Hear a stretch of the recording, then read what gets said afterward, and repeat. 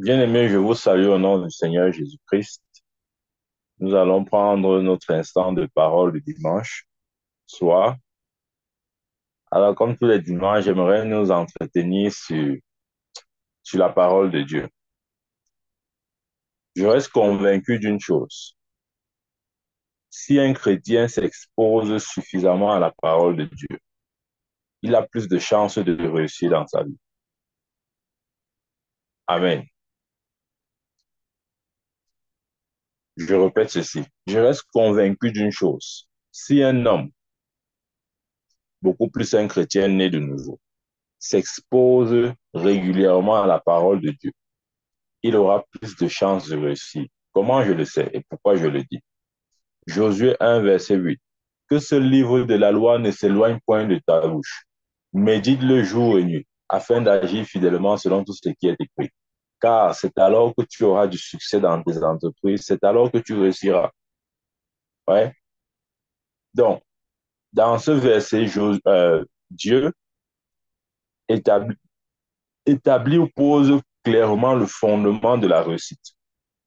Il dit, mes enfants, si vous voulez réussir, que le livre de la loi, ou si vous voulez que la parole de Dieu ne s'éloigne pas de votre bouche. En d'autres termes, proclamez-la toujours, parlez-la toujours. Et vous ne pouvez pas proclamer ni parler ce que vous n'avez pas entendu. OK? C'est la vérité. Personne ne peut. Regardez, je parle français parce que j'ai entendu le français. Si vous me demandez de parler l'allemand, je ne connais pas ça. Je ne peux pas le faire. Pourquoi? Parce que je n'ai pas entendu l'allemand. Ouais? Chacun parle selon ce qu'il a entendu. Ou disons, chacun exprime la langue qu'il a eu l'habitude d'écouter. Donc, si nous n'écoutons pas régulièrement et constamment la parole de Dieu, nous ne pourrons pas parler la parole. C'est vrai ce que je dis. Si tu n'écoutes pas, tu ne vas pas parler. Non, non, tu ne vas pas parler. Mais il y a des chrétiens qui veulent quand même essayer de parler sans écouter. Ça n'existe pas. Amen. Tu ne peux pas parler ce que tu n'as pas entendu.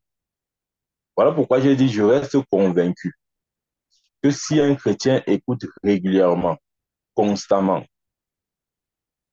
en tout temps et en tout lieu la parole de Dieu, il a plus de chances de réussir. Encore, il faudrait définir la réussite. La réussite, pour moi, ce n'est pas d'avoir toutes les maisons du monde ou de rouler dans des voitures chères. Non, c'est pas ça la réussite pour moi. La réussite, pour moi, c'est accomplir le but pour lequel Dieu nous a envoyés sur cette terre. C'est ça la réussite pour moi. Amen. Nous devons avoir la réussite selon la perspective divine. Nous ne devons pas avoir la réussite selon le modèle, euh, comment je vais dire ça, selon le modèle charnel, disons ça comme ça. Vous n'avez pas réussi parce que vous avez construit deux maisons, parce que vous roulez en Lamborghini ou je ne sais quoi, non.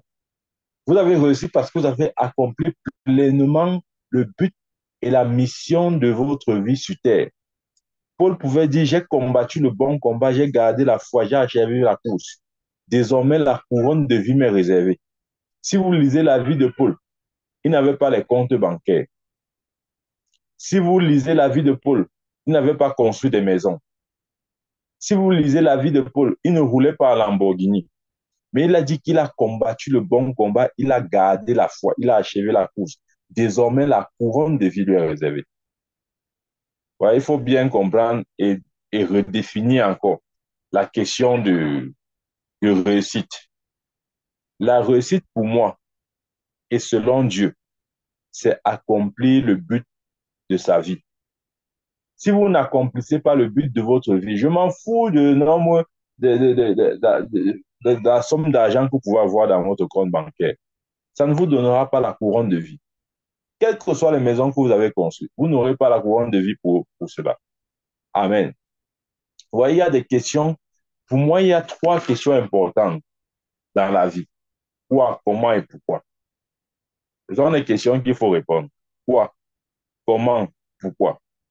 Amen. Ce sont des questions très importantes. Mhm. Le quoi, c'est comment on va dire ça? Savoir quoi, c'est commencer à vivre. Amen. Le comment, c'est commencer à réussir. Le pourquoi, c'est commencer à régner. Il y a des gens qui sont sur terre, mais ils ne savent même pas pourquoi ils sont nés. Et c'est très dangereux. Quand vous ne répondez pas à la question du pourquoi, vous aurez une vie misérable. Vous allez quitter cette terre comme vous êtes venu. Aussi longtemps que vous ne répondez pas à la question de pourquoi. C'est la question la plus importante et c'est la question à laquelle l'humanité est confrontée. Pourquoi vous êtes né? Pourquoi vous êtes sur terre? Pourquoi vous êtes enseignant? Pourquoi vous êtes médecin? Pourquoi vous êtes cultivateur? Pourquoi vous êtes politicien? Pourquoi vous êtes soldat? Pourquoi vous êtes même prédicateur de l'évangile? Chacun doit répondre à la question du pourquoi. Il y a des gens qui sont seulement là comme ça, ils vivent n'importe comment. Non, non. Pourquoi vous faites ce que vous faites là? Mhm. Le pourquoi est le but et la raison d'être. Ouais, c'est important que chacun réponde à la question pourquoi. Mhm. C'est vrai. Chacun doit découvrir le but de sa vie. Et je vais vous dire ceci, personne ne peut découvrir le but de sa vie jusqu'à ce qu'il découvre qui il est. Ce n'est qu'en sachant qui tu es que tu peux découvrir le but de ta vie. Écoutez bien, je nous amène quelque part. Ce n'est qu'en sachant qui tu es que tu peux découvrir le but de ta vie. Amen. Les gens ont la peine à définir le but de leur vie parce qu'eux-mêmes, ils ne savent pas ce qu'ils sont. Quand je parle des gens, je parle des chrétiens même. Je ne parle pas des païens. Aussi longtemps que tu manques de savoir qui tu es, le but de ta vie ne sera pas clair pour toi-même. Tu vas vivre juste pour vivre. Amen. Ceci m'amène à nous annoncer le thème de ce matin ou de ce soir. Alors, le thème pour nous, pour ce soir, est intitulé Qui est le chrétien? Amen. Je recommence. Le thème de ce soir, c'est Qui est le chrétien? Je l'ai dit et je répète. Si tu ne sais pas qui tu es, le but de ta vie ne sera pas clairement défini pour toi-même. Donc, avant de savoir le but de ta vie, tu dois d'abord savoir qui tu es. C'est pourquoi ce matin, j'aimerais ouvrir tes yeux, ou le Saint-Esprit aimerait ouvrir tes yeux sur la réalité de qui tu es. Alors, ce soir, je prêche sur le thème Qui est le chrétien? Ouais, les gens croient que le chrétien, c'est quelqu'un euh, qui part à l'église. On aime ça, on aime cette définition. Un chrétien, c'est quelqu'un qui part à l'église. Un chrétien, c'est quelqu'un qui porte sa Bible. C'est loin de ce qu'est le chrétien. Le chrétien ne se résume pas à quelqu'un qui porte sa Bible ou qui va à l'église. Non. Amen. Qui est le chrétien? Croyez-moi, si chacun pour sa part réussit à se définir selon Dieu, l'objectif ou le but de notre vie sera de plus en plus clair pour nous. Amen. Les gens croient que le chrétien, c'est quelqu'un qui a adhéré à une certaine religion. Non, ce n'est pas ça être chrétien. Être chrétien n'est pas adhérer à la religion chrétienne. Encore que la chrétienté n'est pas une religion. Amen.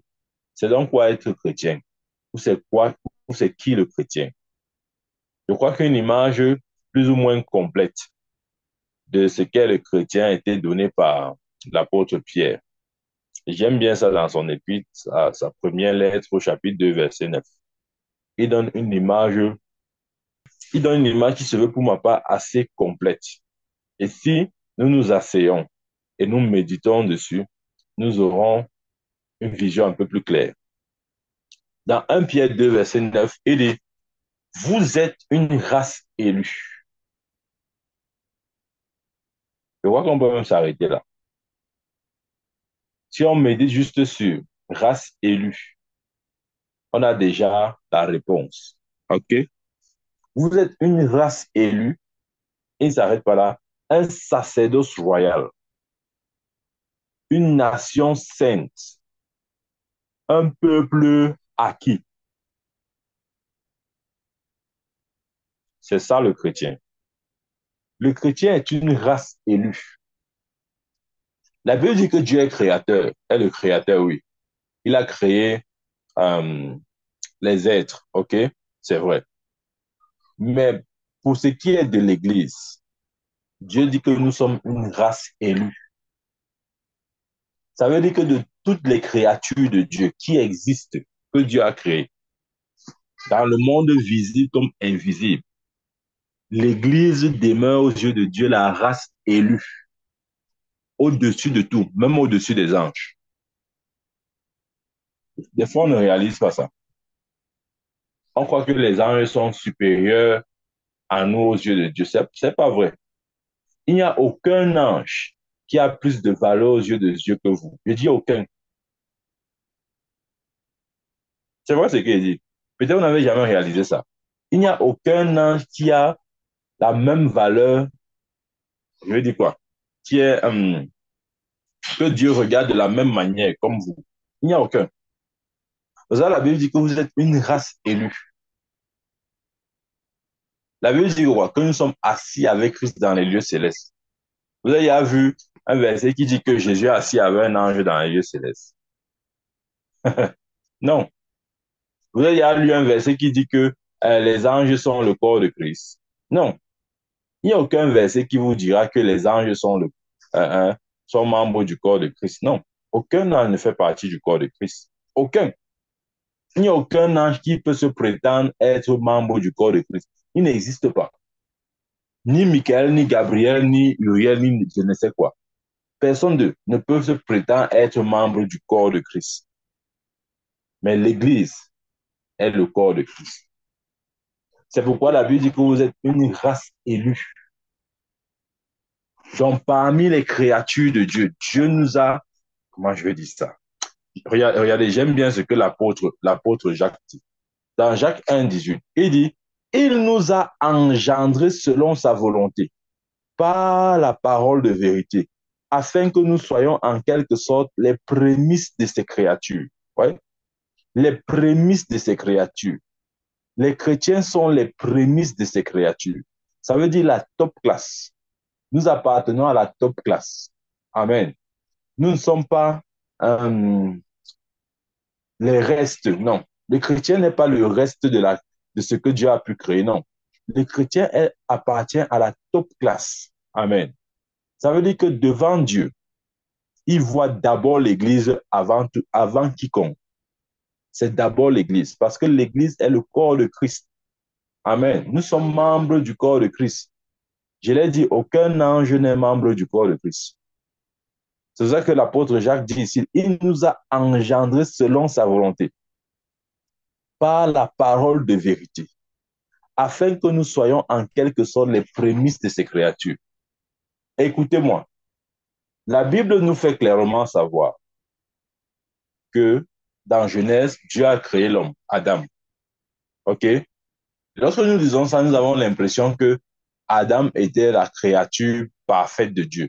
Ou si vous voulez, Adam était le meilleur de Dieu. Non, Adam n'était pas le meilleur de Dieu.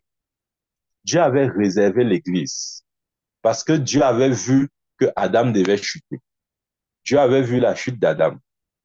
D'ailleurs, c'est pour ça que la Bible dit que Adam est terrestre. OK? Et Christ est céleste. Donc, Dieu avait réalisé que Adam, puisqu'il avait été tiré de la terre, il ne pouvait pas véritablement compter sur lui. Parce que ce qui est terrestre, c'est terrestre. Amen.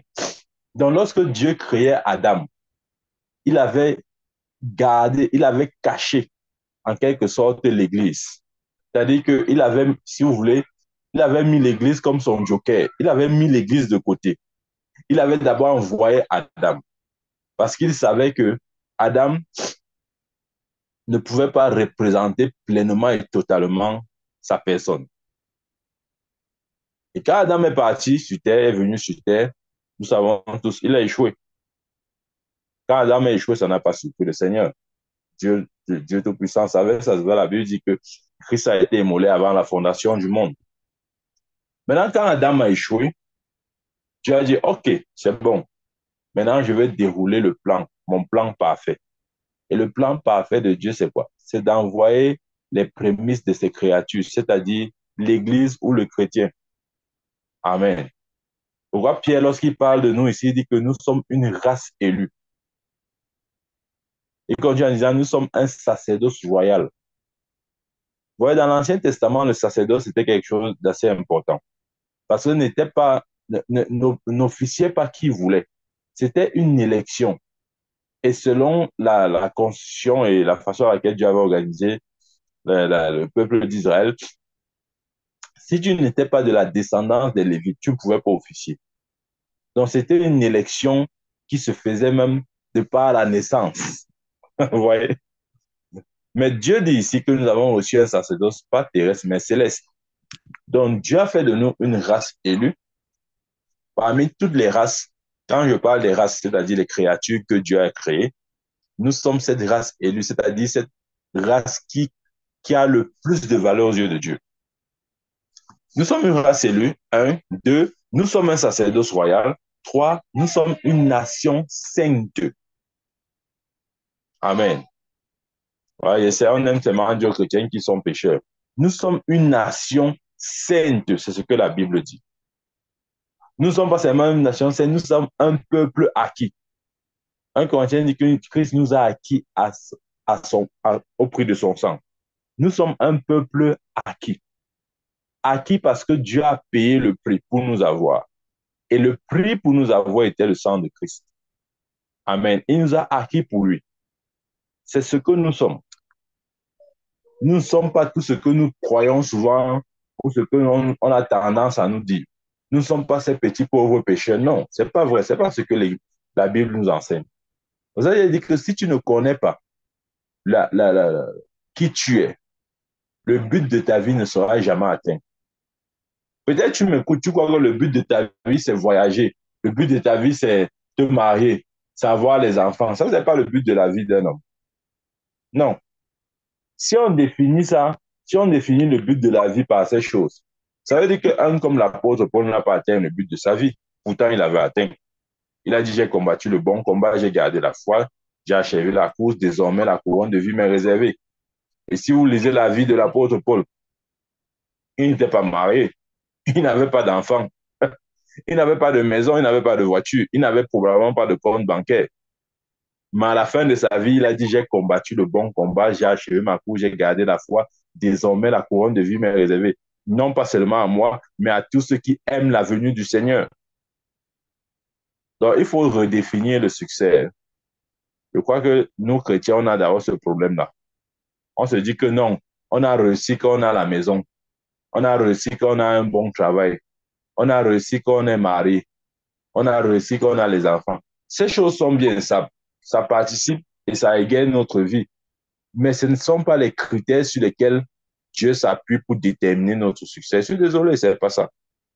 Amen. Donc, tu dois d'abord définir. Tu dois réussir à te définir. Je vous dis la vérité.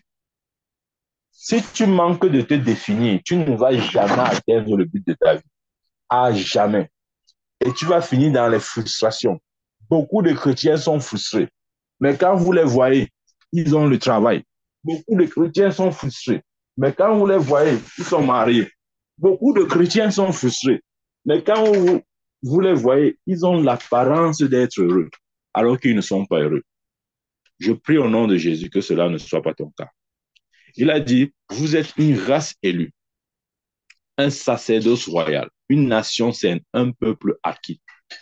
Écoutez, maintenant, j'aimerais apporter cette précision. Lorsque nous lisons, nous connaissons tous comment la Bible est constituée à l'Ancien Testament. Il y a ce que j'appelle souvent la zone tampon, qui est constituée des évangiles, Matthieu, Marc, Luc, Jean. Et ensuite, il y a ce que j'appelle souvent l'ère de l'Église, donc de Actes des Apôtres jusqu'à Apocalypse. Donc voilà un peu le découpage des Écritures. Mais j'étais en train de dire que lorsque nous lisons les quatre évangiles, en fait, vous pouvez lire les quatre évangiles et ne pas avoir une image de la vie chrétienne. Amen. Suivez-moi très bien. Vous pouvez lire les quatre évangiles et ne pas avoir une image réelle ou exacte de la vie chrétienne. Et ce qu'est réellement un chrétien. C'est vrai. En fait, c'est pourquoi? C'est parce que les évangiles ne nous donnent pas une image totalement complète de la vie chrétienne, quoi. Parce que justement, cette vie chrétienne euh, n'est possible, ou disons, ne se révèle qu'après la résurrection de Christ. C'est pourquoi je l'ai dit, il n'y a pas de christianisme avant la résurrection de Christ. Pourquoi l'apôtre Paul, lorsqu'il écrit dans Romains, il dit quoi? Il dit, si tu confesses de ta bouche le Seigneur Jésus, si tu crois dans ton cœur que Dieu l'a ressuscité d'entre les morts, tu seras sauvé. Il pose la résurrection comme le jalon principal. OK? Donc, en lisant les évangiles, c'est possible que nous n'ayons pas une image très complète de ce qu'est la vie chrétienne. OK? Parce que après la résurrection de Christ, le récit de la résurrection, de la vie de la résurrection de Christ est vraiment bref dans les évangiles. Donc, pour avoir une bonne image de l'identité du chrétien, de qui est le chrétien, je, je nous conseillerais plutôt d'évoluer, OK? D'aller principalement dans les épîtres. On peut commencer dans Actes des Apôtres, mais continuer dans les épîtres. Voilà. Parce que même Actes des Apôtres a un problème, parce que dans Actes des Apôtres, l'Église venait juste de naître, OK? Et comme dans toute chose ou dans tout domaine, les débuts ne sont pas toujours, comment on dit, pleins de maturité.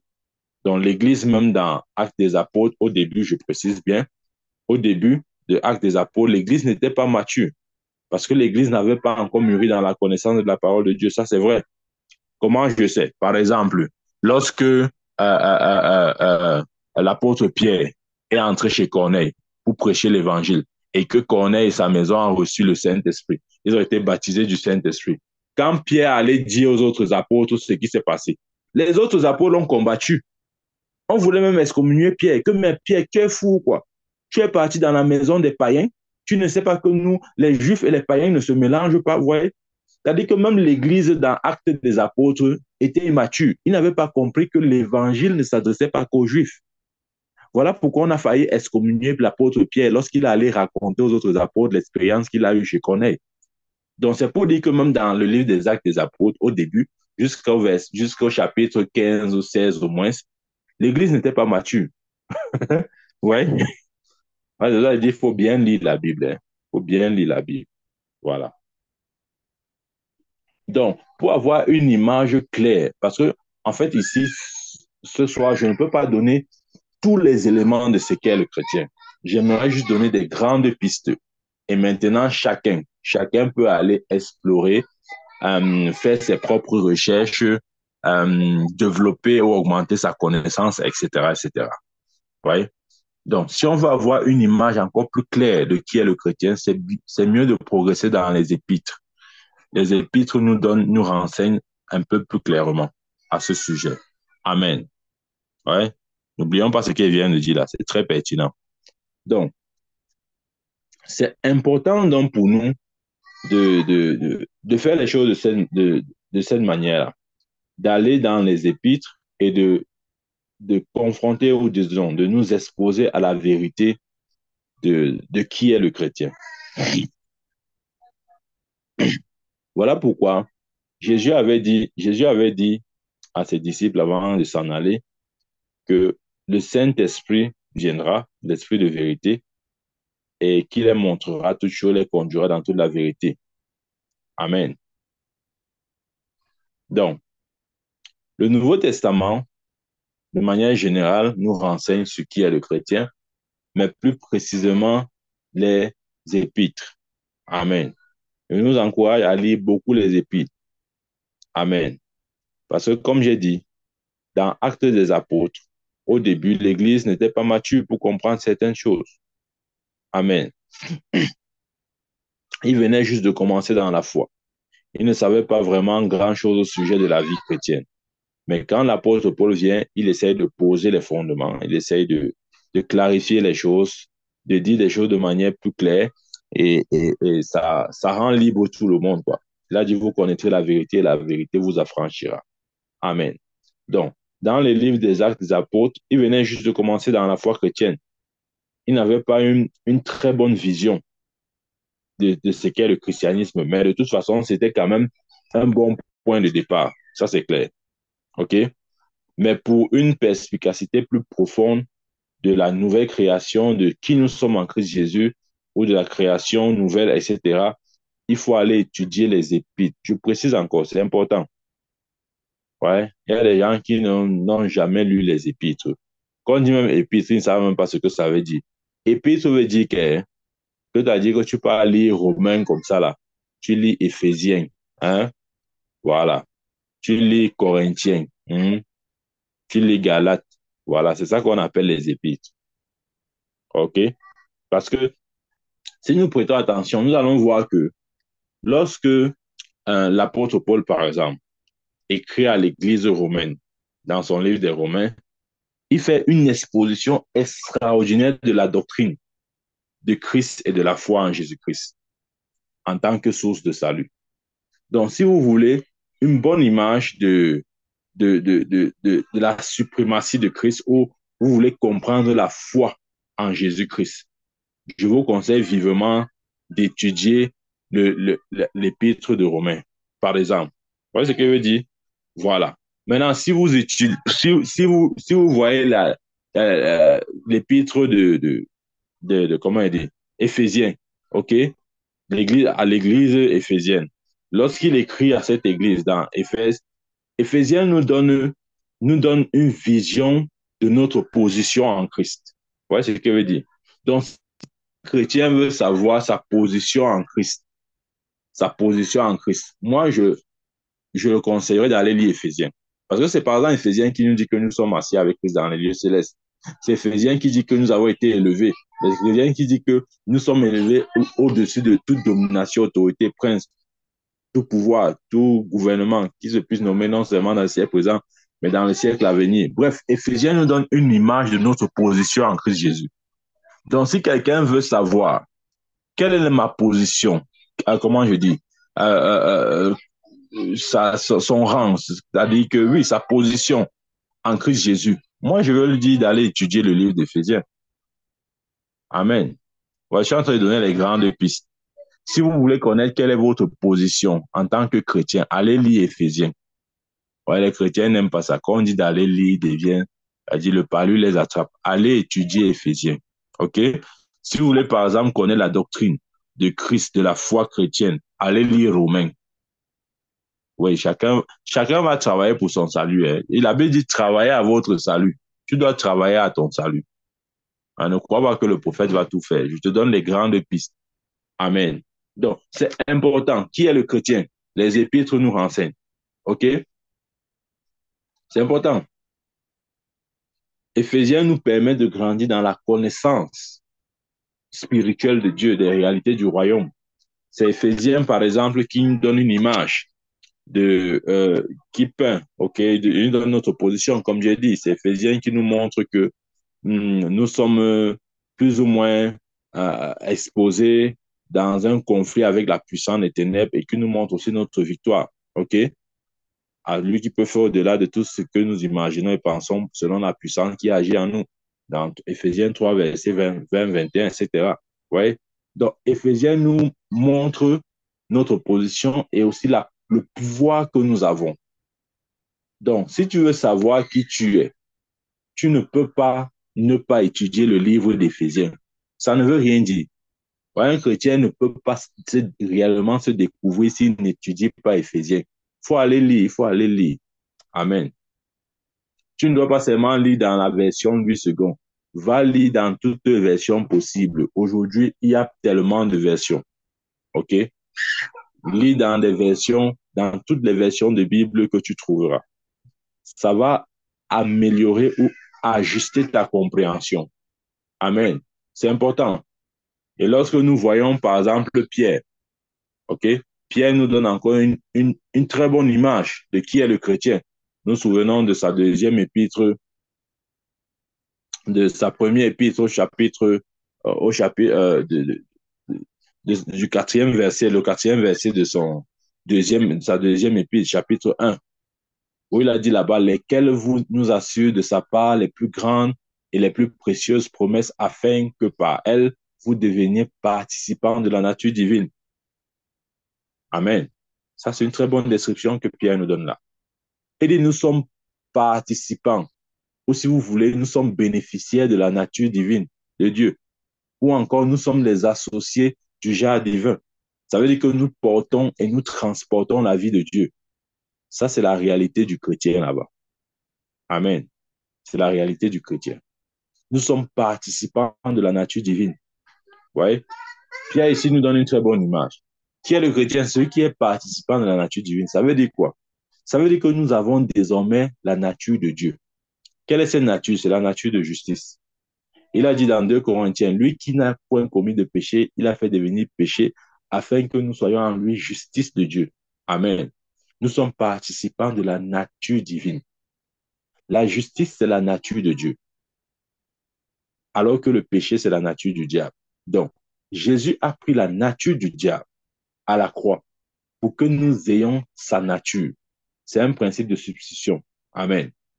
Ouais, c'est important d'avoir ces éléments-là. Ouais, aujourd'hui, je nous donne des grandes pistes, ok, des voies. Maintenant, chacun doit aller explorer. Parce que si on veut s'étaler sur qui est le chrétien, je vous assure, même si on prêche tous les jours, ça ne finira pas. C'est pas un message qui peut s'arrêter. Donc, je préfère donner les grands axes, les grands axes comme ça pour que chacun, s'il est intéressé, bien sûr, il puisse lui-même commencer à fouiller.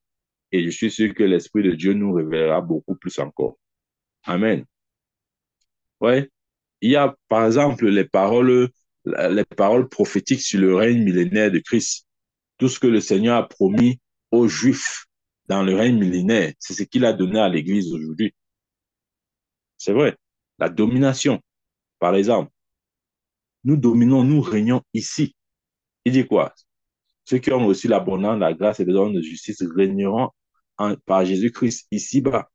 Amen. Donc, qui est le chrétien? C'est quelqu'un qui a reçu la domination. Ouais, souvent, on vit comme si les choses sont censées nous dominer. Non, ce n'est pas la réalité du christianisme. Nous dominons.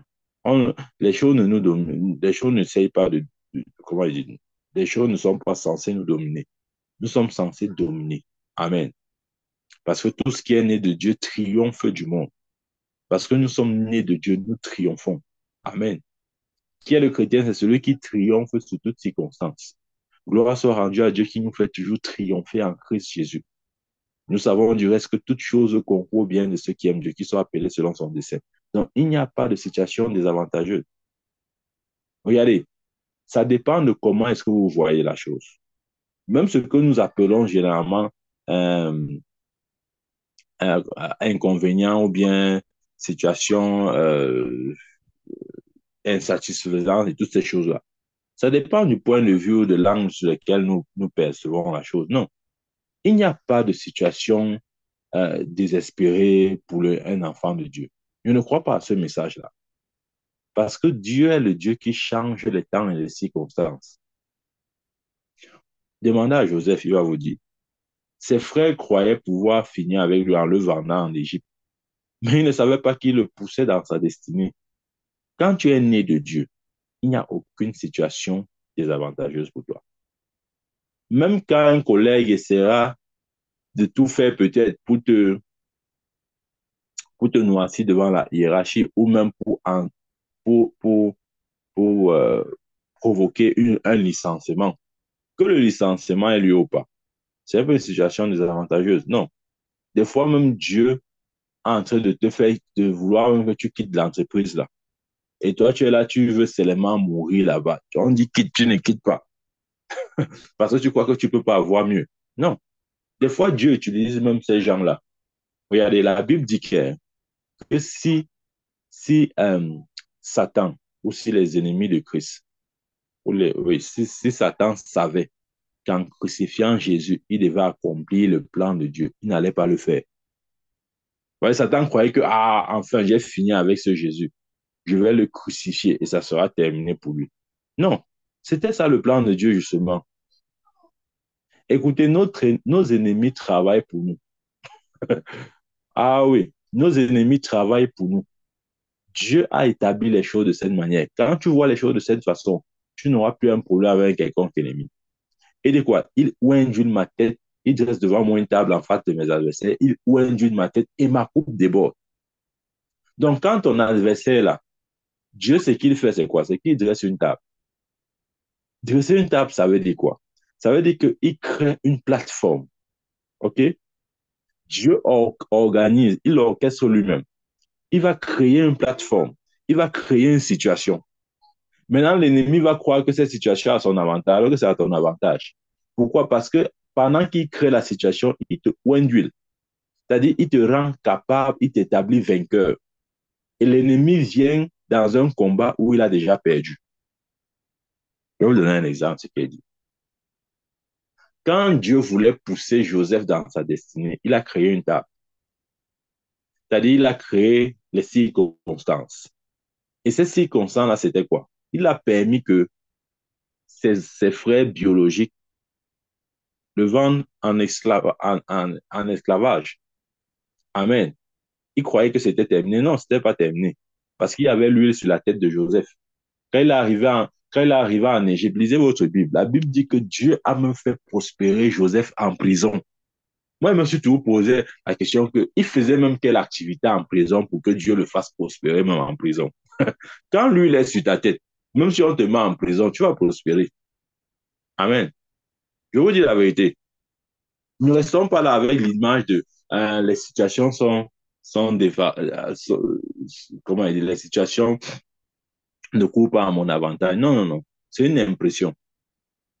Dans Genèse, la Bible dit que Dieu a fait prospérer Joseph en prison. D'un prisonnier qui est censé être là avec les chaînes sur ses pieds ou bien sur ses mains. Même jusque-là, Dieu dit qu'il te fait prospérer. Il est comme un arbre planté près d'un courant d'eau qui donne son fruit en sa saison et dont le feuillage ne flétrit point. Même si on te met en prison, ton feuillage ne va pas flétrir. Amen. Parce que tes racines sont étendues jusqu'au courant. Amen. Ça, c'est la vérité. Donc, c'est ça le chrétien. Le chrétien, c'est quelqu'un que Dieu a placé dans une position élevée, qui ne peut pas tomber, qui ne peut pas échouer, qui ne peut pas être la risée de je ne sais qui. Non. Amen. C'est ce que nous sommes devenus en Christ Jésus. Nous devons accepter ça. Voilà, toi qui m'écoutes là, tu dois accepter ça. Oublie ce que les gens t'ont dit, c'est faux. Ce qui est vrai, c'est ce que je suis en train de te dire là. Tu ne peux pas échouer. Refuse ça. Refuse ça. Quel que soit là où le lieu géographique dans lequel tu te trouves, tu ne peux pas échouer. Parce que ce qui est né de Dieu triomphe du monde. Et la victoire qui triomphe du monde, c'est notre foi.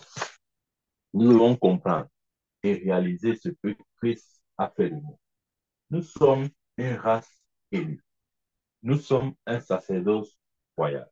Nous sommes une nation sainte et nous sommes un peuple acquis. Amen. J'aime bien cette autre image que l'apôtre Paul dit dans Éphésiens. Je vous ai dit, pour avoir une bonne compréhension de qui est le chrétien, les épîtres, ne blaguez pas avec. Asseyez-vous, vous les étudiez. S'il vous plaît, qu'on parle comme ça. Il y a les gens qui vont faire, il y a les autres qui ne vont pas faire.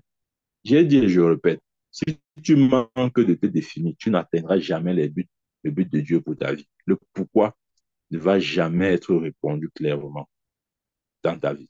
Amen. Donc, n'oublions pas ce qu'il vient de dire là. Il disait encore que l'apôtre Paul nous donne une image encore formidable de qui est le chrétien. Il dit dans Éphésiens 4, il dit, il y a Romains, Éphésiens. Hein? Romains, Éphésiens. Ne blaguez pas avec ces deux épîtres-là. Éphésiens chapitre 4, verset 23 à 24. Amen.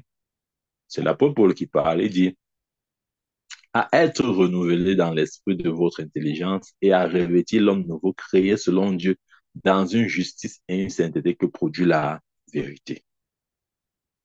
Ouais. à revêtir l'homme nouveau créé selon Dieu dans une justice et une sainteté que produit la vérité. L'homme nouveau dont il parle là, c'est notre esprit recréé en Christ Jésus. Ouais, Dieu fait tellement confiance à cet esprit recréé qu'il nous demande de le revêtir. Revêtir l'esprit recréé veut dire quoi? Ça veut simplement dire marcher à la lumière de cet esprit recréé en Christ. Parce que cet esprit-là, la Bible dit qu'il est créé selon Dieu, dans une justice. Et rappelez-vous, il a dit quoi? Nous sommes participants de la nature de Dieu dans 1 Pierre 2, verset 4 là-bas. OK? Et il dit que la justice, c'est la nature de Dieu. Il dit donc ici, à revêtir l'homme nouveau créé selon Dieu dans une justice et une sainteté que produit la vérité. Vous voyez, qui est le chrétien? Le chrétien, c'est quelqu'un qui a été créé selon Dieu, dans une justice et une sainteté que produit la vérité. Là, je suis en train de te parler de ton esprit. C'est ce que ton esprit est. Et tu es un esprit. Tu possèdes une âme et tu vis dans un corps. Donc, je suis en train de te dire ce que tu es. Tu es créé selon Dieu dans une justice et une sainteté que produit la vérité. Tu n'es pas quelqu'un qui essaye de bagarrer avec le péché, non. Ce n'est pas ça ta réalité. Je sais, tu vas me dire que, mais pour faire, moi, je suis là, je bagarre avec le péché. Je vais te dire pourquoi tu bagarres avec le péché. C'est simple. Tu bagarres avec le péché parce que, regardez, l'homme est tripartite, esprit, âme et corps. Là, je suis en train de parler de ton esprit, ton vrai toi. Ton vrai toi ou ton esprit est créé selon Dieu dans une justice, une sainteté que produit la vérité. Mais rappelons-nous qu'au verset 23, il dit à être renouvelé dans l'esprit de votre intelligence. Et dans Romains 12, il dit quoi? Ne vous conformez pas au siècle présent, mais soyez transformés par le renouvellement de votre intelligence. Autrement dit, si tu ne renouvelles pas ton intelligence, suis bien ce que j'ai en train de dire là. Si tu ne renouvelles pas ton intelligence par la parole de Dieu, il te sera difficile de revêtir l'homme nouveau. Pourquoi? Parce que l'homme nouveau créé selon Dieu dans une justice et une sainteté que produit la vérité va rencontrer l'opposition au niveau de ton âme. C'est-à-dire quand il va donner les impulsions, les directions, l'âme non renouvelée va s'opposer. Et voilà pourquoi nous observons souvent en nous cette dualité-là. On veut faire quelque chose, mais c'est comme s'il y a encore en nous une autre force qui s'oppose à ce que nous voulons faire. Paul pouvait dire le bien que je veux faire, je ne fais pas le mal que je veux pas faire, c'est ça que je fais. Ouais. En fait, il était en train simplement de donner la position du chrétien. C'est-à-dire, lorsque l'intelligence n'est pas renouvelée, c'est justement ça la réalité. C'est que le bien que tu veux faire, tu n'arrives pas à faire. Pourquoi? Parce que ton âme non renouvelée s'oppose à ce bien-là. Mais ça ne veut pas dire que tu es du malin, non. Ou ça ne veut pas dire que tu n'es pas né de nouveau. Ça veut simplement dire que ton esprit ou ton intelligence a besoin d'être renouvelée. OK? C'est important. Parce que si tu manques de renouveler ton intelligence, euh, tes voix, tes actions ne seront pas en accord avec l'esprit recréé. Voilà. Allons observer que certains chrétiens sont comme mondains. En fait, ça ne veut pas dire ils sont pas nés de nouveau. Ils sont nés de nouveau. C'est parce que l'âme et l'esprit n'arrivent pas à se coordonner. C'est-à-dire que chacun prend sa route. L'esprit part à gauche, l'âme part à droite. Vous voyez ce qu'elle veut dire? C'est ça qui crée le désordre. Mais lorsqu'on réussit à mettre en harmonie ces deux éléments, comment mettre en harmonie ces deux éléments? Un, éduquer l'esprit avec la parole de Dieu. Trois, renouveler l'intelligence avec la parole de Dieu, de sorte que les deux deviennent comme un. C'est-à-dire qu'il n'y a plus d'opposition. C'est-à-dire ce que l'esprit veut faire, l'âme adhère. Et si l'âme adhère, le corps va suivre. Parce que le corps n'a pas vraiment d'autorité.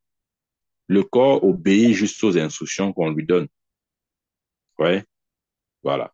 Donc, quand je dis que tu as été créé selon Dieu dans une justice et une sainteté que produit la vérité là, c'est la vérité là-bas. Je m'en fous de ta réalité. Moi, je prêche la parole. Et j'ai dit que pour que justement cette réalité que tu vis, qui apparemment semble être opposée avec ce que la parole de Dieu dit, pour que cette réalité-là soit maintenant synchronisée avec la parole, la clé, c'est un, d'éduquer notre esprit avec la parole de Dieu, deux, de méditer la parole de Dieu pour que le renouvellement de l'intelligence prenne place. C'est tout. C'est ça que Paul pouvait dire, lorsque j'étais un enfant, je parlais comme un enfant, j'agissais comme un enfant. Mais maintenant que je suis devenu grand, j'ai fait disparaître tout ce qui était enfant. Ouais. Tout le monde a en lui cet enfant-là. L'enfant, là, c'est quoi? C'est, si vous voulez, c'est l'immaturité en nous. OK? Lorsque nous ne sommes pas matures dans les choses de Dieu, il y a comme cet enfant en nous. Et cet enfant nous pousse toujours à faire des choses que nous ne voulons pas. Cet enfant nous oriente toujours vers des chemins que nous ne voulons pas vraiment. Parce que comme la Bible dit, c'est un enfant et l'enfant n'a pas suffisamment de conscience. Regardez, nos enfants, même à la maison, qu'est-ce qu'ils font? Ils font toujours des bêtises. Ils sont toujours en train de faire quelque chose qui va vous énerver. Ouais? Parce que leur degré de conscience est très bas. Ils n'ont pas encore le discernement du bien et du mal. Pour eux, tout ce qu'ils font est bien. Amen. Ouais. Mais la réalité, c'est que lorsque nous sommes nés de nouveau, nous avons été recréés dans la justice et la vraie sainteté. C'est pourquoi un chrétien, c'est un saint. Ouais, ouais, toi qui m'écoutes là, si tu es né de nouveau, je te dis que tu es un saint. Tu vois, ton point, c'est ça. Quand il dit que tu es un saint, tu dis que non, vraiment, le prophète là, il raconte des histoires. C'est vrai ce que je dis. Tu es un saint. Amen. C'est ce que tu es. Mhm. Si tu n'es pas saint, ça veut dire que la parole de Dieu n'est pas vraie. Amen. Tu es un saint parce que tu as été régénéré. Voyez la différence entre le renouvellement et la régénération. La régénération fait allusion à une récréation. OK? Et c'est l'esprit qui est régénéré. C'est parce que nous sommes régénérés que la Bible nous dit, par exemple, que nous sommes enfants de Dieu. Il a dit quoi? À tous ceux qui l'ont reçu, dans Jean 1,12, à tous ceux qui l'ont reçu, à ceux qui croient en son nom, il a donné le pouvoir de devenir enfants de Dieu. Le mot grec traduit par enfant là-bas, c'est technon. Et technon signifie descendance. Nous sommes la progéniture de Dieu. Donc, ça veut dire que ce que Dieu est, c'est ce que nous sommes. Humainement parlant, les enfants portent les gènes des parents. Mes enfants portent mes gènes. Ils ne demandent, c'est pas quelque chose qui, ils restent comme ça, ils disent, oh Seigneur, s'il te plaît, je veux porter les gènes de mon père. Il y a des prières inutiles. Il y a des gens des chrétiens qui prient, oh Dieu, oh Dieu, Dieu, donne-moi ta justice, donne-moi ta, de quelle justice on parle? On dit que tu es la justice de Dieu. Les chrétiens qui prient chaque jour pour avoir la justice de Dieu. Non, ça ne veut rien dire ça. C'est parce que tu ne réalises pas que c'est ce que tu es. Tu ne peux pas demander à Dieu comment je dis ça, de faire de toi ce que tu es déjà. En fait, si tu poses ou si tu pries de cette manière, c'est parce que tu es aveuglé. Tu ne sais pas que tu es déjà. Il a dit, bien-aimé, nous sommes maintenant enfants de Dieu. 1 Jean 3,2. Nous sommes enfants de Dieu, c'est un fait. Amen. Amen. Nous sommes enfants de Dieu. Je vous dis ce que signifie enfant de Dieu. Enfant de Dieu signifie que nous avons les gènes de Dieu. C'est pour ça qu'il a dit, nous sommes participants de la nature divine. Nous avons les gènes de Dieu. Amen. Voilà pourquoi j'ai dit une fois que les enfants de Dieu ne sont pas en alliance avec Dieu. Parce que lorsque vous êtes en alliance, vous ne portez pas les gènes de la personne. Voilà même la différence qu'il y a entre le fait d'être en alliance avec quelqu'un et le fait d'être dans une relation filiale. Regardez, je l'ai toujours dit, les chrétiens ne sont pas en alliance. Voilà, il faut sortir de ces messages qui disent, oh, l'alliance, hein, renouvelle ton alliance, passe l'alliance avec Dieu, toutes ces choses-là, ça ne sert à rien. C'est le bruit du tam-tam. Donc, nous devons laisser ce genre de choses. Entrons dans la vérité de l'évangile. Les chrétiens ne sont pas en alliance avec Dieu. Pourquoi? Parce que les chrétiens sont issus de Dieu. Amen. Ouais, chaque fois que vous essayez de vous positionner comme quelqu'un qui essaye d'avoir une alliance avec Dieu, vous faussez la relation. Vous faussez la relation. Vous n'êtes pas en alliance avec Dieu. Vous ne pouvez pas. Même si vous voulez, vous ne pouvez pas. Même si vous vouliez être en alliance avec Dieu, vous ne pouvez pas. Amen. Regardez, mes enfants biologiques ne peuvent pas être en alliance avec moi. Même si le désirent, ils ne peuvent pas. Comment? Ils peuvent être en alliance avec moi. Pourquoi? Parce qu'ils sont issus de moi. Ils portent mes gènes. Il n'y a pas d'alliance entre le Père et le Fils. Non. Par contre, je suis en alliance avec ma femme. Oui, je suis en alliance avec ma femme. Je ne suis pas en alliance avec mes enfants. Parce que ma femme ne porte pas mes gènes. Je, je me suis, si vous voulez, je me suis associé à elle pour avoir des enfants. Les enfants sont le résultat de notre alliance. Ouais, le chrétien est le résultat de l'alliance abrahamique. Dieu est resté sur son trône comme ça, là. Il a choisi un homme, Abraham, avec qui il a passé une alliance. OK? Il a dit quoi? Par lui sera béni toutes les nations de la terre par sa postérité. Et Galate dit que Christ est la postérité d'Abraham. Et l'Église est issue de Christ. Donc l'Église est le résultat de l'alliance abrahamique. Ouais, tous ces messages que vient faire l'alliance, vient faire, c'est le bruit du tam-tam. Il faut sortir de là. Amen. Ce n'est pas la vérité. Nous sommes de Dieu. Nous sommes les technones. Nous sommes la progéniture de Dieu. Le chrétien, c'est quelqu'un qui est là. Nous sommes issus de Dieu, en fait. Amen. Dans ce sens, nous ne pouvons pas avoir d'alliance avec Dieu parce que nous avons ces gènes. Il a dit, vous êtes participants de la nature divine. Amen. Donc, c'est cette filiation que nous avons avec le Seigneur. Il a dit, vous, petits enfants, vous êtes de Dieu. En d'autres termes, nous provenons de lui. Nous avons notre origine est en lui. Amen. Et nous devons être conscients de ça. Il a dit, nous sommes associés.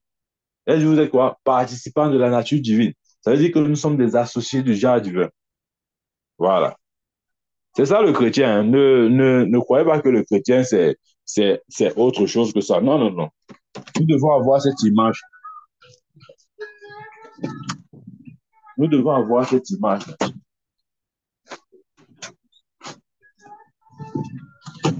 Nous devons avoir cette image-là. C'est ça le chrétien. Amen. Amen. Ouais, généralement, les gens sont là en train de. On a seulement dit que non, le chrétien, ils sont les pécheurs. Ils sont les pécheurs. Nous sommes les pécheurs. D'ailleurs, la Bible dit que celui qui n'a pas péché est un menteur. Voilà les versets inutiles qu'on aime réciter. On aime réciter ça. Je ne sais pas pourquoi. Je ne sais pas pourquoi on refuse de réciter aussi les versets qui disent que nous avons été recréés selon Dieu dans une justice et une sainteté que produit la vérité. On aime seulement citer un verset qui dit que, oh, si quelqu'un dit qu'il n'a pas péché, c'est qu'il est menteur. Nous sommes les pécheurs, frère, frère, frère, tu es un pécheur, tu es un pécheur. On a écouté ces messages. Ça participe à maintenir l'Église dans une sorte de condamnation. Amen. Et c'est pas la volonté de Dieu. Qui est le chrétien? Le chrétien, c'est quelqu'un, comment je vais dire ça, dont l'ancienne nature pécheresse a été supplantée par la nature de justice. Quand tu marches, tu es un juste. Tu n'es pas un juste à cause de tes actions. Écoute, écoute-moi très bien. Tu es un juste à cause de ta nature. Comprends ce que, je crois que tu n'as pas compris ce qu'il vient de dire là. Tu n'es pas un juste à, Dieu ne te déclare pas juste à cause de tes actions. Il te déclare juste à cause de ta nature. C'est une question de nature. Jusqu'à ce que tes yeux soient ouverts sur ta nature, tu ne peux pas manifester les actions qui correspondent à ta nature. Qu'on a compris ce qu'il vient de dire là. Je reprends ça. Tu n'es pas juste à cause de tes actions, tu es juste à cause de ta nature. Mais jusqu'à ce que tes yeux soient ouverts sur ta nature, tu ne peux pas manifester les œuvres de justice. Donc maintenant, il est question de dire aux chrétiens, vous êtes justes. Jusqu'à ce qu'ils se voient justes, ils ne manifesteront pas les œuvres de justice. Ça ne sert à rien de dire aux chrétiens, oh, vous êtes des pécheurs, oh, vous avez fait ceci, oh, oh, oh, oh, oh, oh, oh, oh, oh, oh. Finalement, même beaucoup fuient même la foi. Parce qu'ils disent que vraiment, moi, je ne comprends pas ma tête sur ça. J'ai tout fait, mais je n'arrive pas. Tu n'arrives pas parce que tu ne t'es jamais vu comme juste par nature. Amen. Quand tu te vois juste par nature, c'est facile pour toi de manifester les œuvres de justice. Je vais vous donner une image de ce que je suis en train de dire. Personne d'entre nous là, personne ne peut aujourd'hui jouer encore sous la pluie. Nous sommes d'accord, non? Alors que quand on était petit, en tout cas, ça, c'était ma réalité. Quand il pleuvait comme ça, on était content. On partait jouer sur la pluie, parfois même sans caleçon. Mais parce que j'ai grandi d'une certaine façon, parce que je suis, je suis devenu conscient d'un certain nombre de choses. Il y a des actions que je ne peux plus poser. C'est de ça qu'il est question. Mais quand j'étais petit, parce que je n'étais pas éveillé comment je veux dire ça, sur qui je suis, sur mon statut, c'était facile pour moi d'aller jouer sans caleçon. Mais je ne peux plus le faire aujourd'hui. Pour quelque raison que ce soit, je ne peux plus le faire. Ouais. Donc, jusqu'à ce que le chrétien réalise qu'il est juste par nature, il ne peut pas manifester les œuvres de justice. Il aura toujours l'impression que c'est dur, c'est pénible, qu'il n'arrive pas. Non. Dites-moi un peu, répondez-moi. Quelle difficulté l'arbre a? Je veux dire seulement, quelle difficulté un manguier a à produire les mangues dans dans sa saison? Aucune. Vous avez déjà vu un manguier peiner pour produire le fruit? Non. C'est la chose la plus facile pour un manguier, produire les mangues. Ça, c'est la chose la plus facile. Écoutez, la chose la plus facile en tant que chrétien, c'est de produire les œuvres de justice. J'ai expliqué les œuvres de justice pendant les cultes, un des cultes matinales là. Ouais, c'est pour ça qu'il faut être là. Il faut être là. Il faut être là vraiment. Les œuvres de justice, de manière simplifiée, c'est simplement les œuvres de Christ. C'est tout. C'est tout. Les œuvres de Christ. Quelles sont les œuvres de Christ? Lisez la Bible, lisez les évangiles, vous allez voir les œuvres de Christ. La Bible dit quoi? Il a dit, quand il est entré dans le temple, l'Esprit du Seigneur est sur moi. Il m'a oint pour annoncer une bonne nouvelle aux pauvres, pour délivrer les captifs, pour ouvrir les yeux des aveugles, pour rendre libres les opprimés. C'est ça les œuvres de justice. Amen. Les œuvres de justice, c'est manifester les actes de Dieu. Amen. Donc j'ai dit, quelle difficulté le manguier a à produire les mangues? Aucune. Il n'a aucune difficulté. Regardez, en masse, allez sur n'importe quel manguier, vous allez voir les fruits. Il ne bagarre pas pour ça, parce qu'il est un manguier par nature. Nous ne sommes pas censés bagarrer pour produire ses œuvres. Nous bagarrons parce que nous ne sommes pas encore vus comme ça. Le manguier, c'est qu'il est un manguier. En tant que manguier, la chose la plus facile et évidente, c'est de produire les mangues. C'est ça qu'il a dit que quoi? Qu'il est comme un arbre planté près d'un courant d'eau qui donne son fruit en sa saison et dont le feuillage ne flétrit point. La chose la plus facile d'un arbre. La Bible dit quoi? Nous sommes les arbres de justice. C'est comme ça qu'Ésaïe nous appelle. Arbres de justice. La chose la plus facile d'un arbre, c'est de produire les fruits. Amen. C'est pour ça que Jésus ne bagarrait pas pour produire les œuvres de justice. Non, non, non. Parce qu'il était l'arbre de justice. Qui est le chrétien? Le chrétien, c'est un arbre de justice, appelé à produire les œuvres de justice. Tu dois te voir comme ça là. Amen. Ouais, la vision est très importante. Tu dois te voir comme ça. Jusqu'à ce que tu te vois comme ça, il sera impossible de marcher à la lumière de cette vérité. Il a dit, si quelqu'un en Christ, il est une nouvelle créature. Les choses anciennes sont passées. Voici, toutes choses sont devenues nouvelles. Une autre version dit, vois, toutes choses sont devenues nouvelles. Tu dois voir que toutes choses sont devenues nouvelles pour toi. Tu dois voir que tu es devenu arbre de justice. Tu dois voir que tu n'es plus ce pécheur-là. Regardez, lorsque tu nais de nouveau, je l'ai dit, ton esprit est régénéré ou recréé. Un comme l'apôtre Paul.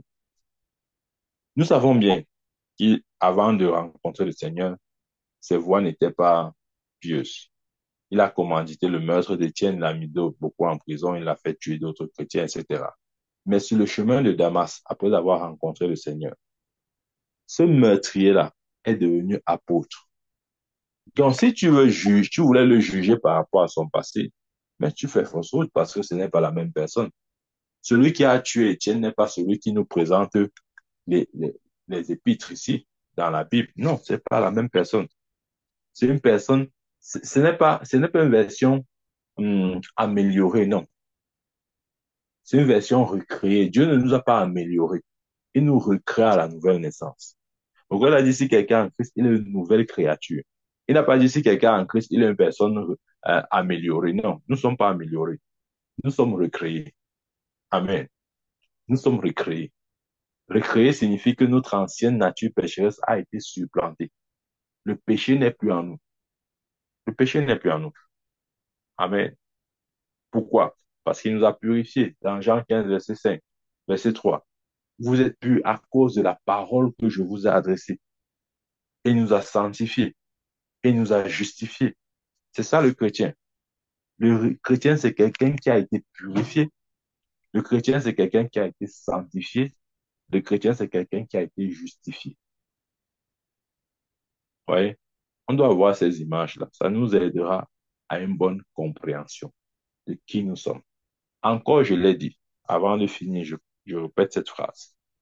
Jusqu'à ce que tu découvres qui tu es, tu ne réaliseras jamais le but de ta vie. Le pourquoi de ta vie ne sera jamais répondu. Pourquoi tu es sur terre? Si tu ne sais pas qui est le chrétien, tu ne sauras pas pourquoi tu es sur terre. Amen. Ça, j'ai dit et je le répète. Pendant cet enseignement, j'ai donné quelques éléments de réponse. Mais pour bien asseoir cette vérité-là, pour bien demeurer dans la réalité de cette lumière, il est important que chacun, pour sa part, aille lire les épîtres. Ouais. Je ne peux pas venir ici un dimanche et dire que lisons les épîtres, c'est tellement de chapitres. Encore qu'il ne faudrait pas seulement lire, il faudrait aussi expliquer, etc. Ce n'est pas quelque chose qui peut être fait en un culte comme celui-ci, non. Amen. Donc, s'il vous plaît, ne soyons pas paresseux. Regardez, hein, chacun doit travailler pour lui-même d'abord. Ça, c'est important. C'est comme à l'école. Bon, nous avons tous été à l'école ici, là. L'élève qui, regarde, quand le professeur donne un devoir, l'élève qui rentre à la maison fait le devoir, là, et qui rentre à la maison et fait son devoir. Même s'il a raté le devoir, le lendemain, quand le professeur va parler, il aura une compréhension que celui qui n'a du tout pas fait n'aura pas. Est-ce qu'on comprend? On est d'accord avec ce que je viens de dire. Celui qui fait le devoir, même s'il a raté le devoir, OK, il est 1000 fois mieux que celui qui n'a pas fait. Parce que quand tu ne fais pas le devoir, le lendemain, quand le professeur vient corriger, ça semble tellement évident pour toi. Tu crois que tu as compris alors que tu n'as rien compris. Parce il y a les tournures, il y a les nuances que tu ne saisis pas parce que tu ne t'es pas exercé. Mais celui qui s'est exercé à la maison, même s'il a raté, il a plus de chances de ne plus jamais rater ce genre d'exercice. Parce qu'il a vu la difficulté qu'il avait quand il faisait. Ce que je veux dire, c'est quoi? C'est que quelqu'un qui, après cette prédication, se dit, OK, je vais étudier les épîtres, je vais lire les épîtres. Celui-là est mieux que celui qui ne fait absolument rien. Parce que quand, dans la suite des temps, dans la suite des événements, quand je vais revenir encore sur ces choses, ou quand je vais aborder d'autres éléments des épîtres, celui qui a fait des recherches, il va mieux se retrouver. Il va mieux se retrouver. Mais celui qui n'a pas lu, quand on va sortir même un verset, Éphésiens, ceci, ceci, il ne sait même pas ce que ça veut dire. D'ailleurs, même des fois, tu dis même, voici la Bible, cherche Éphésiens, il ne connaît pas où chercher Éphésiens. Il ne sait pas où Éphésiens se trouve dans la Bible, je veux dire. Donc, c'est important pour nous, pour chacun de nous, s'il vous plaît. Chacun doit faire ça. OK? C'est important pour chacun de se connecter aux épîtres, d'étudier les épîtres. Ça fait que quand on revient dessus, d'ailleurs, je vais préparer des enseignements dessus sur le livre de Romains On va étudier le livre de Romains. C'est très, très, extrêmement riche. C'est la base de la foi. Romains, plus que tout autre livre, nous enseigne à suffisance sur les questions de la foi. OK? La Seigneurie de Jésus, etc. C'est important. C'est important. Mais quand il dit qu'on va étudier Romains comme ça, quelqu'un qui n'a pas lu, il vient seulement s'asseoir et dit que bon, prophète parle. Hein, n'est pas c'est toi qui parles. Parle alors on t'écoute. Quelqu'un qui fait ça, il ne va jamais comprendre. Je vous dis la vérité. Mais quelqu'un qui a lu, même s'il n'a pas compris, en expliquant, il va mieux comprendre parce que il avait déjà lu ça quand même. Ouais. Pour dire que nous ne soyons pas paresseux, s'il vous plaît. Rappelons-nous qui nous sommes. OK? Nous sommes une race élue, un sacerdoce royal, une nation sainte, un peuple acquis. Amen, amen. Que Dieu vous bénisse, que Dieu nous bénisse et que Dieu bénisse la parole à notre cœur. Amen.